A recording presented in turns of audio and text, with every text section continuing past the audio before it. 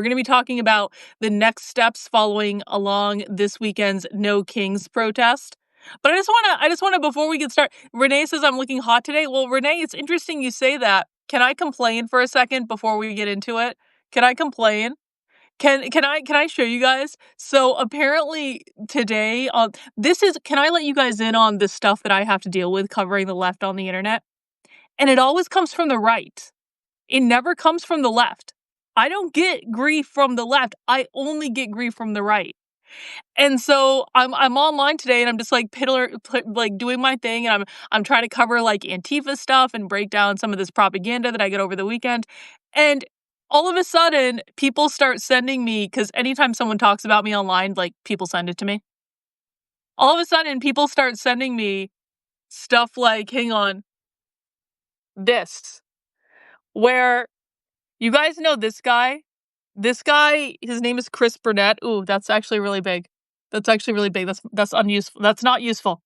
This guy's name is Chris Burnett, and Chris Burnett basically got fired from the Manhattan Institute, and now he's just like, he's fallen down like the internet rabbit hole, and now he does nothing and he pretends to be a journalist still. But like, he posted this picture on me today.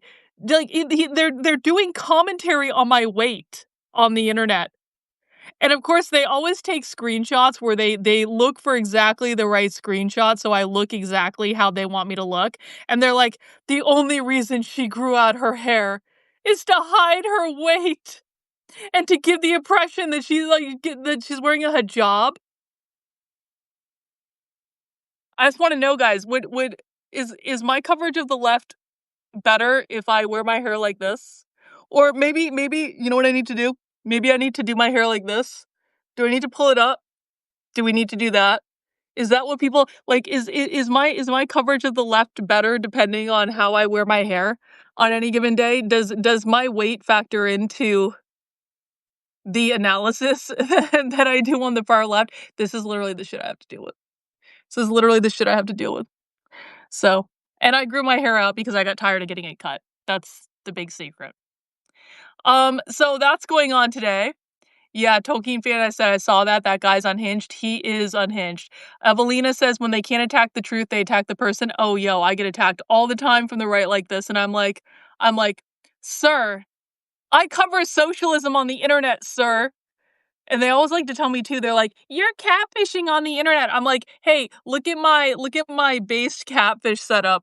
My jerry-rigged webcam that's like on my monitor. This is my based catfishing setup. Guys, I'm on video all the time. If people want to know what I look like, they can find what I look like. And if what I look like impacts the way you perceive my analysis of the left, then guess I'm not the right teacher for you, and that's fine. But we're not here to talk about how the conservatives are complaining again about my weight on the internet. We're here to talk about the No Kings protest. So I want to show you guys something. So this is, I've got to come up with a better system for doing this. Showing you guys stuff on live streams. We'll figure it out. Substack only allows live streaming on the phone app, so I'm doing the best I can. But I want to show you guys what's next after this weekend's No Kings protest, because this weekend was the largest single-day protest in American history. Do not believe any conservative media that tells you that this was a small protest or this was a failure. None of that is true at all. This was the largest single-day protest in American history. It was even larger than the Pink Pussy Hat March during Trump's inauguration. And so this was a big deal. And we went to the No Kings debrief yesterday, and they were actually very clear on this debrief. What they're talking about doing, actually, let me come back over here. What they're talking about doing is the goal of the far left right now is to get people to come to more than one activist event. That's it. So people are saying, like I had someone in my chat yesterday saying, well, Karlyn, what did this weekend really accomplish? Well, I'll tell you what it accomplished. It accomplished getting normal people into the activist pipeline. How they do that is they get people to show up for a protest. And then once people show up for a protest, they get them into an organizing call for the next protest. Maybe they get them to organize an event at their house. Maybe they get them to attend an online training. Once they attend the protest, the next goal is to get them to the next event, and then to get them to another event, and then to get them to another event, and then to get them to another event after that. That was the goal of the protests. That has been the goal of these protests for months. Because remember, these protests have been going on since Trump got inaugurated. This is not something that just popped up out of nowhere. They have come from somewhere. They have been going on since Trump was inaugurated. And they started relatively small, but then they kept getting bigger and bigger and bigger and bigger and bigger. And there is no reason to think that they're going to stop getting bigger now. So that is the goal of these things. And so what we went to the No Kings debrief yesterday where they laid out some of their plans, and what they said loud and clear is their primary goal right now is to get 3.5 to 5% of the population to be doing sustained activism consistently over multiple events. So their premise is that if they are able to get 3.5 to 5% of the population to come out to their protests consistently, then they can overthrow and control the system. That is their premise. Now, whether or not you agree with their premise is another story. And, I think there is a lot of validity to it. I mean, if you look back over the course of history, it doesn't actually take that large a percentage of the population to accomplish a large scale change if that percent of the population is highly, highly, highly active, and the rest of the population is sitting on their asses talking about how they're part of the silent majority and waiting for Trump to save them. So we're talking about a leftist base, and these are more progressives. These are not far leftists. We are talking about a leftist base that has a concerted effort right now to get a significant amount of people to come to multiple protest events because they're trying to integrate millions and millions and millions of people into the protesting ecosystem. This is the goal. Get someone to come to a protest, then get some, or even before the protest, get someone to come to an online event, get someone to come to a training, get someone to come to a webinar, get someone to come to a speech that a politician gave, then get them to go to a protest, and then get them to go to another organizing meeting, and then get them to go to another webinar, and then get them to go to another protest, and get them to participate in some sort of initiative they're doing where they all take their pictures with a certain selfie style and they put it online on the same day, and they use a certain hashtag or they tweet about certain things on Twitter. It's just to get people involved and to have them taking action over and over and over and over and over again within the activist ecosystem. And what they're trying to do is get at least 3.5% of the population actively involved in activism because they believe they can completely control the Trump agenda and quite frankly, possibly overthrow the system if they have at least 3.5% of the population active on a daily, on an ongoing basis. Maybe not daily, but on an ongoing basis. They're coming back to events. They're going to multiple protests. They're organizing meetings. They're doing all this stuff. The No Kings protest on Saturday already got them halfway to that goal. So I want people to think about this. We're talking about a population that has been active since January that is already halfway to the goal that they have. So how are they going to get people involved? Well, guess what? Already up on their website, they have, and you can find this, you can go to nokings.com. I'm getting a spam message right now. You can go to nokings.com/next, and you can see all of this stuff. So what the No Kings people have done is they've put together a series of events. Oh my God, why am I getting notifications? They're putting together a series of events to get people involved. So they've got the Disappeared in America protest. You can get involved in that. You can get involved by phone banking. You can get involved by contacting members of Congress. Their next big protest is going to be on July 17th. Their next big protest, you can find it at Good Trouble Lives On, and you can find all the ways to get involved there. And guess what? On Good Trouble Lives On, they have a series of trainings. You can attend training calls to get involved with Good Trouble Lives On, and that's another way you can get involved. They're going to be training, they're trying to train 1 million people to learn how to lead within their activist movement. That's another training that people can get involved with. They're trying to get people involved in state level affiliates. This is the ACLU. They're partnering with them on another series of trainings. This is 5051. This is the group that has been organizing the protests since the very beginning. They're doing trainings that people can get involved with there. Find people in your local groups. Look at all these different ways. And guys, this is a drop in the bucket. Look at all the different ways that they have for people to get involved. That's the goal. Get them into the pipeline.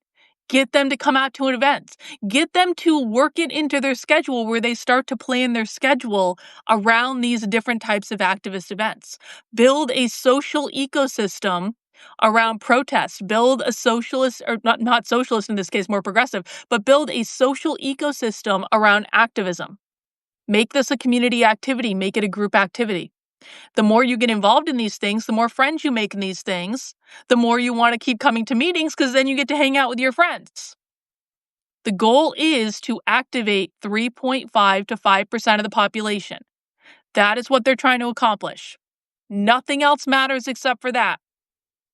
So, by that standard alone, the No Kings protest was phenomenally successful over the weekend. It was phenomenally successful. Largest single-day protest in American history. Over 5 million people protested on Saturday. And they not only protested in red areas, in blue areas, they protested in red areas too. And I'll tell you this, in the debrief call yesterday, they were very, very convinced that they could get people to come out in red areas. Why were they convinced they could get people to come out in red areas? Because they already did it. There were massive numbers in red areas, guys. You know, some people might think if you get 1,000 people out to a protest on a Saturday afternoon, that's not that big of a number. When you think back to like these massive crowds and the images that we've seen on TV, you might think like 1,000 people just isn't that many.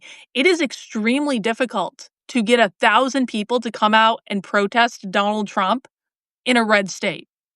And guess what? That happened over and over and over and over and over again. And I'll tell you what, conservatives can't even get 1,000 people to come out to a Trump rally unless Trump is there. Have you guys ever been to one of those things where people are holding signs on the road in favor of Trump? Have you ever been to a boat parade? I've been to a Trump boat parade. They're really fun, by the way. Have you ever been to one of those things where they get people to line up in their trucks with all their Trump flags? I've been to one of those too. A Trump event that Trump is not at. Because Trump can always get people to come out to a Trump rally, right? Can you get 1,000 people to come out to a Trump-related event where Trump is not there? I've been to some really big Trump-related events when Trump wasn't there. There weren't 1,000 people there. And I'm talking about in areas. I went to a boat parade in Florida back in 2020. There were not 1,000. And so Florida in 2020, before leading up to that election, you would think of all places, could there get 1,000 people out to that boat parade? Nope. Could they get 1,000 people out to the truck thing that they did after that? Nope. And I've seen this over and over and over again. You go to conservative events and they don't even go to the sessions to learn. They only go to the networking events. You can't get 1,000 conservatives to come to a conservative conference to talk about strategy in Florida. By the way, again, in Florida, I went to a conservative conference in Florida in the end of 2021, where it was at the Trump Doral Hotel. It was a conservative conference that had all these sessions about understanding things and planning and activism, things like that. No one went to the sessions. They just hung around for the networking events at the end of the day, and that was it. So the right cannot do the things that the left is currently doing. They cannot. There is no competition. And so they can poo-poo this stuff all they want, but the left is focused. They're organized. They have so many events coming up just related to this. Here's the other thing too. All the things I just showed you are one group of people within the leftist ecosystem. One. The No Kings people are not the full breadth of the leftist ecosystem. And yet, just within the No Kings kind of sphere, there are dozens of events already scheduled for the next month to give people opportunities to get involved. And that's 3 days after the protests are over. There's only going to be more and more and more and more and more and more. So that's what's going on. No matter what metric you personally ascribe to whether or not the No Kings protests were successful, the left has goals and they have metrics, and they're organizing specifically to reach those goals. And their goal is to activate at least 3.5% of the population to get them to come out to their events consistently over and over and over again. They are building an army. That's what's going on. You don't believe me? Go over to nokings.com/next and you'll see it, and you'll be able to see all the different trainings you can sign up for. I registered for all of them last night because that's what I do. I sit here and I listen to the left, even when it's boring and even when it sucks. So we're going to keep monitoring the situation. Of course, we are not going to pretend like so many influencers that this wasn't a big deal. It was a big deal. The largest single-day protest in American history is a big deal. And by the way, Trump's military parade completely backfired. Can we just talk about that for a second? The only reason the No Kings Day protest happened on Saturday was because of Trump's military parade. Now, if Trump's military parade had been awesome, then maybe it would be a different story. But not only was the military parade not awesome, no offense to men and women in uniform. This is no shade on veterans or active duty service people, okay? It's really not. But that military parade sucked. It sucked. I watched a little bit of it, and it was depressing. You see military parades out of places like China or North Korea or really anywhere else. Even the UK. The UK had Trooping the Colors the other day. The Trooping the Colors in the UK was more impressive than the $100 million military parade that Trump put on in DC, okay? And it's just like, so we had this military parade that kind of sucked, that wasn't a show of American strength at all in any way. It was not a show of precision. It was not a show of unity. It was sad and depressing. It was like a wilted flower. And then you have the left completely taking advantage of and capitalizing on this parade to organize the largest single-day protest in American history, because the reason that they called it the No Kings protest and the reason they generated so much buzz about it was because it was on the same day as this flipping military parade. So the moral of the story is this. If the Trump administration is going to do stuff like this, fine. I'm not saying he shouldn't have had a military parade, but it should have been a fucking kick-ass military parade. The parade should have been so much better. It should have been the greatest, most intimidating military parade of all time. Because as it was just kind of like this lackluster thing that happened where it just was kind of sad to watch. And then you had the left turning out these massive protests in response to this military parade, which wasn't even that great anyway. So if Trump is going to do something, they've got to stop half-assing this stuff. And they actually have to do it right. Because the left is focused, the left is organized. And by the way, every single time people dismiss the left, it's like, well, what are you dismissing? Because they're far more organized than you. They're far more motivated than you. They're far more active than you. And you guys can't even plan a military parade. Someone in the chat says this military parade has been planned since 2023. That is fucking pathetic. That's pathetic. You've been planning that parade for 2 years? That's pathetic. I'm sorry. Ben says, I felt that we as America First people are totally screwed for a while now because Trump is unavailable for duty after his term is over. Bro, Trump isn't doing anything now. Why are you even looking ahead to 2028? Trump isn't doing anything now except for getting us into a war with Iran. Trump isn't doing anything right now. The military parade was a fucking dud, yes. I could feel it in the small crowd despite my complete blindness. Yeah, see, that's the other thing. It's like no one even turned out for the military parade. Even Trump supporters didn't go to the military parade. So you have the left has the largest single day protest in American history. Trump and his dud of a military parade had no one show up. It was so sad. But my question to you, Karlyn, and others is what the fuck do we do? People are, okay, what you do is, and I say this all the time, what you do is you need to stop doing things and you need to learn about your enemy. You need to forget everything you think you know about the left because most of you know nothing. And you need to start learning who your enemy is and what they're doing. And if you are unwilling to do this, people try to trick me up in this all the time. They ask me, Karlyn, what do we do to defeat the left? And I say, you've got to learn as much as possible about the left. And then they say, no, Karlyn, what do we do about defeating the left? And then I say, you've got to learn as much as possible about the left. And then they say, no, Karlyn, really, what do we do about defeating the left? And I say, aren't you listening to me? You need to learn as much as possible about the enemy. Because right now, you do not understand the enemy. You may think you understand the enemy. I promise you, very few of you actually do. And the people who understand the enemy are the people who've been studying my content for years. So that is what you need to do. That is what everyone needs to do. I don't have any other solution, guys.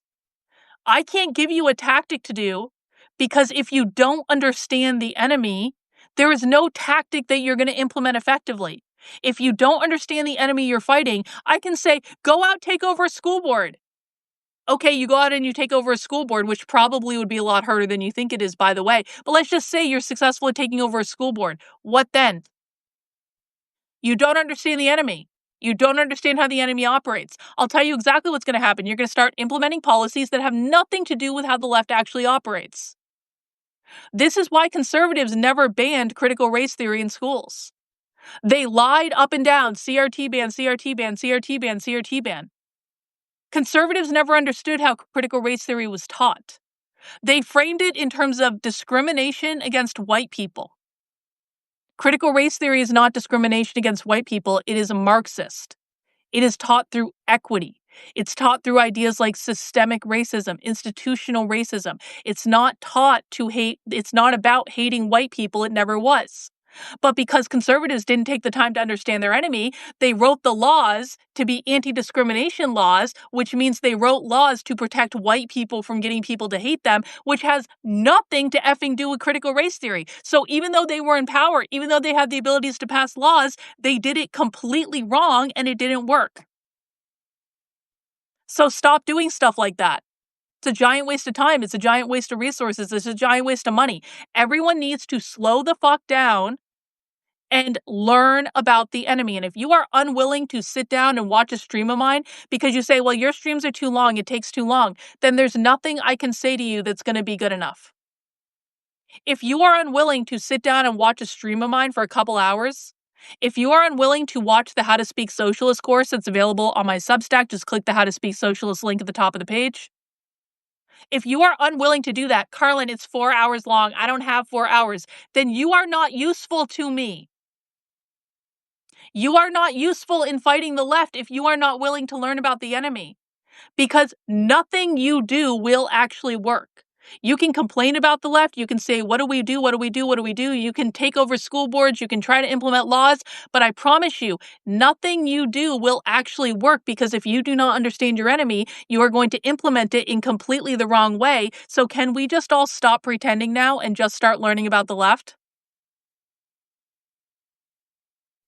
That's my advice. If you want to defeat the left, come to my daily live streams. Monday through Friday at 5 p.m. Socialism Saturday on Saturdays at 6 p.m. Take the How to Speak Socialist course. Start digging into the counter-revolutionary book club stuff that I've got. Learn as much as you can about the enemy. And if you are unwilling to do that, and you don't want to because it's too hard and it takes too long and it's boring and you don't want to listen to them, then nothing you do will be good enough. Go find someone else to teach you. Maybe there are people out there that are doing this better than I am. And if you find someone else out there doing it better than I am, tell me who they are. No one has ever been able to give me a name of someone doing it better than I am, by the way. So that's the solution. You guys are unwilling to do it. We're just going to have all sorts of problems, like all of the different events that the left has already got scheduled after the No Kings protest, like the next upcoming protest that they're going to have on July 17th. Look at all these events. These are all the events that are already scheduled for July 17th. They just announced this yesterday. What's going on? Provincetown, Dover, New Hampshire, where I live, Maine. Look at that. What do we got over here? What do we got going on in Texas? Let's see. Let's see what they've already got. Oh, Florida. Look at all those events in Florida already planned. Look at all these events. This is just since yesterday, guys. All across the South, in Texas, all over California, of course.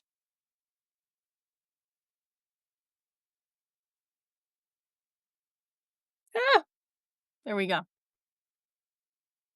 So I promise you, this is only going to get bigger. Jason said it was a parade for the 250th anniversary of the Army. I don't give a fuck. I don't care. I don't care. Don't care what it was for. Jason says, start by reading the Communist Manifesto and Rules for Radicals. Hey, Jason, I appreciate that you're trying to be helpful, but if I want people to read the Communist Manifesto and Rules for Radicals, I will tell them to read the Communist Manifesto and Rules for Radicals. That is not where I'm telling people to start. I'm actually going to explicitly say, do not start my work by reading the Communist Manifesto and Rules for Radicals. That's not how we learn about the left. How we learn about the left is we look at what they're doing and saying in the real world today. The Communist Manifesto was written 200 years ago. And I wrote a 400-page book about the Communist Manifesto, bro. So don't tell me about the Communist Manifesto. I wrote a 400-page book about it, okay? It's called Debunking the Communist Manifesto. You can find it on Amazon. Rules for Radicals is a helpful book, but it is not going to tell you what the left is doing today in the real world. If you want to start learning about my content, Reagan just said in the chat, start with the 4-hour crash course, How to Speak Socialist. You can find it on my Substack. Hang on, I'll even show you. If I can find my Substack. Hang on. Hang on. Hang on.